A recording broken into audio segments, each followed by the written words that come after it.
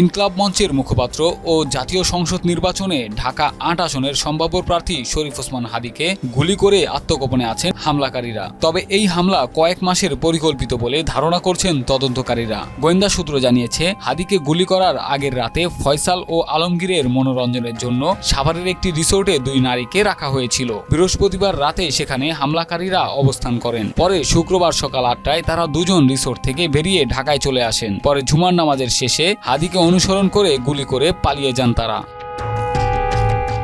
এদিকে হাদীকে গুলি করার পর রোববার 14 ডিসেম্বর রাতে রাজধানীর পল্টন থানায় দায়ের করা মামলা তদন্তের জন্য ডিবিতে হস্তান্তর করা হয়েছে। ইনকলাব মঞ্চের সদস্য সচিব আব্দুল্লাহ আল জাবের বাদী হয়ে মামলাটি করেন। মামলায় ফয়সাল করিম মাসুদ সহ অজ্ঞাতনামা কয়েকজনকে আসামি করা হয়েছে।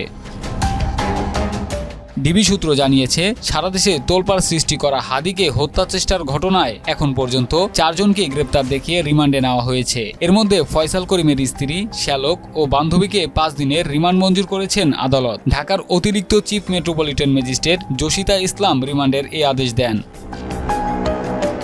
শুটার মাসুদের পাসপোর্ট নম্বর সংগ্রহ করেছে পুলিশ। কোনোভাবে সে যাতে পালাতে না পারে এজন্য সকল ইমিগ্রেশন চেকপোস্টকে সতর্ক করা হয়েছে বলে জানিয়েছেন পুলিশের এই কর্মকর্তা। রাসেল হোসাইন, মাই টিভি।